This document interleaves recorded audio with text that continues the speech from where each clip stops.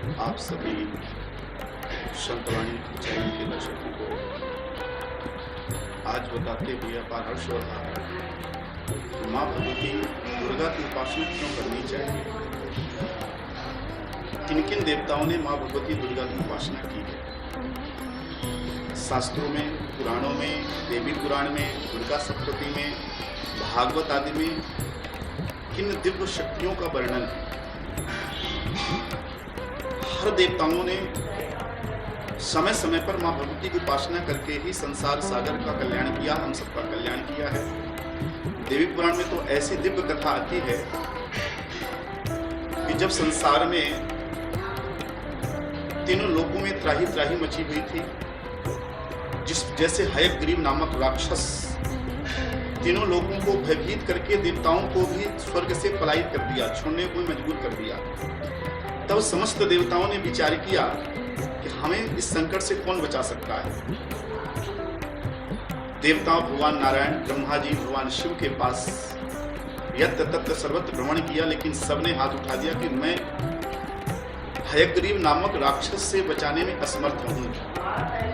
तब भगवान नारायण ने कहा कि इस समय संसार को कोई बचा सकता है, या संसार के लोगों का कल्याण या देवताओं का कल्याण कोई कर सकता है, तो माँ भगवती जगत जननी जगदम्बा, महाकाली, महालक्ष्मी, महासरस्वती स्तुति दुर्गा ही है जो हम सबके संकट को बचा सकती है। देवी पुराण में ऐसा वर्णन आता है कि भगवान नारायण माँ भगवती के आदेश पर 5000 वर्ष तक हयग्रीव नामक राक्षस से युद्ध किए, लेकिन भगवान नारायण को सफलता नहीं मिली।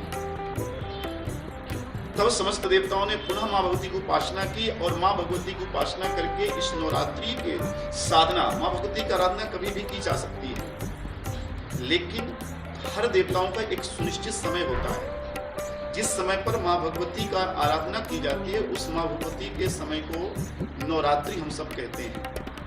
और देवताओं ने माँ भगवती की ऐसी अद्भुत आराधना की कि माँ भगवती ने भगवान नारायण को ऐसा आशीर्वाद दिया कि आप ही हयग्रीव रूप धारण करके और हयग्रीव का वध कर सकते हैं, क्योंकि हयग्रीव का ऐसा वरदान था कि जो उसके जैसा वो ही मार सकता है। तो माँ भगवती की आराधना ब्रह्मा, शिव यानी नारायण सभी देवताओं ने किया, तब हयग्रीव स्वर विजय को प्राप्त किया। अन्य पुराणों में ऐसी कथा आती है कि मर्यादा पुरुषोत्तम श्री राम जी भी जब रावण पर विजय पाने के लिए लंका पर चढ़ाई करना चाहते थे, तब मर्यादा पुरुषोत्तम श्री राम जी ने भी सुंदर माँ भगवती के इसी नवरात्रि, शारदीय नवरात्रि पर सुंदर आराधना किया, जिस पर महाकाली स्वरूप माँ दुर्गा प्रसन्न हुई। और माँ भगवती ने कहा, राम जी को वरदान दिया कि आपको लंका पर रावण पर विजय प्राप्त होगी। और फिर मर्यादा पुरुषोत्तम श्री राम जी ने चढ़ाई किया लंका पर, जिससे मर्यादा पुरुषोत्तम श्री राम को विजय की प्राप्ति हुई। यानी संसार में इस सारी सृष्टि देवी पुराण के हिसाब से महाकाली, महालक्ष्मी, महासरस्वती स्वरूप जो माँ भगवती हैं, इन्हीं के द्वारा सारा संसार चलायमान होता है। ब्रह्मा, विष्णु, महेश को भी इन सबको सृष्टि करने की, पालन करने की और संहार करने की शक्ति प्राप्त होती है। अतः हम सबको भी चाहिए इस नवरात्रि यानी माँ भगवती की उपासना हम सबको एकाग्रचित्त होकर के सदा सर्वदा करना चाहिए, जिससे माँ भगवती के द्वारा हमारे परिवार में, हमारा समाज में सुंदर वर्चस्व बने, घर में सुख शांति बनी रहे, और इसके द्वारा हमें नई ऊर्जा की प्राप्ति होती है।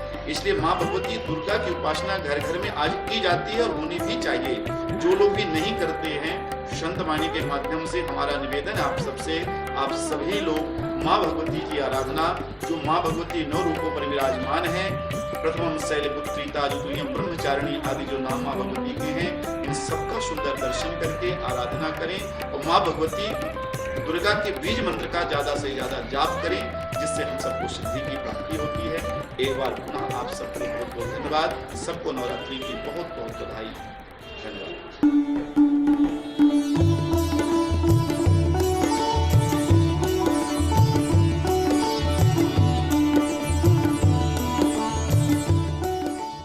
आप हमारे संतवाणी चैनल को सब्सक्राइब करें, वीडियो को लाइक करें, शेयर करें और हाँ, बेल आइकन पर क्लिक करना बिल्कुल ना भूलें, ताकि हमारी किसी भी वीडियो की सूचना सबसे पहले आपको मिले।